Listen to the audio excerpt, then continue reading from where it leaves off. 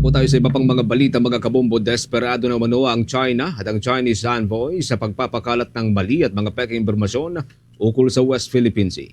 Ayon kay Philippine Coast Guard spokesperson for the West Philippine Sea, Admiral J. Tariela, sunod-sunod na ang ginagawa ng Chinese Embassy in Manila na paglabas ng maling impormasyon bilang bahagi ng disinformation para sa kanilang pangangamkam sa pinag-aagawang karagatan. Binalikan ni Admiral Tariela ang umano'y paninira ni na Chinese Ambassador to the Philippines, Jing Quan, at itong si Deputy Spokesperson for the West for Chinese Embassy, Go Wei, sa kanya bilang pinakamalakas na boses ng Pilipinas sa mga usapin ukol sa West Philippine Sea. Inungkataan niya ng mga ito ang paggamit niya noon ng satirical image at ipinagpipilitang binastos niya si Chinese President Xi Jinping. Gayunpaman, ang naturang imahe niya ay hindi pa maihahambing sa lawak ng mga pambubuli ng China, pangangamkam sa mga teritoryo ng Pilipinas dyan sa may West Philippine Sea at iba pang harassment activities ng naturang bansa laban sa Pilipinas at sa mga Pilipino.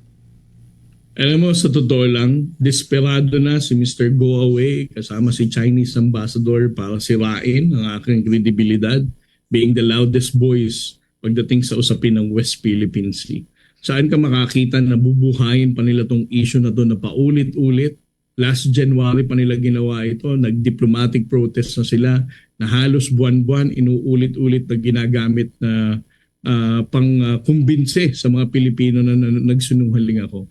Now, ang issue ni Mr. Go Away at saka ni Chinese Ambassador, mukhang siya naman na nagdidikta kay Go Away, is that binastos ko daw ang Chinese leader. Well, una sa lahat, no? Ang sinabi kong, well, hindi ko naman pinangalanan dun sa caricature, which is totoo naman, no? Satirical images na ginamit ko does not equate to the racist video na ginawa nila and does not also equate to the harassment, the bullying, and barbaric activities of the People's Republic of China. Samantala, kasunod naman ang naging diskusyon sa pagitan ni na Admiral Tariela at Senator Robin Padilla ukol yan sa kontrobersyal na racist video na inilabas ng Chinese state media. Sinabi ni Admiral Tariela na hindi pa sila personal nagkakausap ng naturang senador. Anya, wala silang personal na alitan ni Senator Padilla ngunit hinding-hindi akma ang kanyang pahayag ukol sa naturang video kaya't kinakailangan umano niya itong questionin o i-call out. Umaasa rin si Admiral Tariela na naintindihan ni Padilla ang kanyang posisyon matapos nga ang pagbibigay ng mga serye ng paliwanag. Well, first of all, I don't have any personal issues kay Senator Robin Padilla. No? Siya ay ating nirespeto being the number one senator ng 2022 election.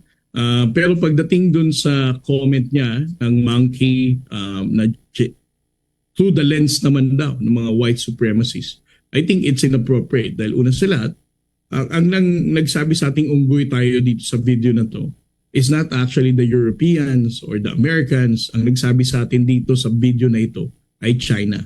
Racism does not have any space in our modern society right now.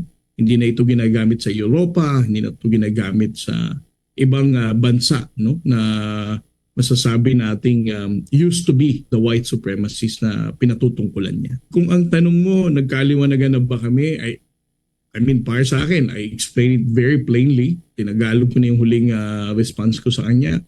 Hindi naman na siya nag-reply. And so, I believe na naayos naman namin through my explanation. No? Bahagi pa rin po yan ng pahayag ni Admiral J.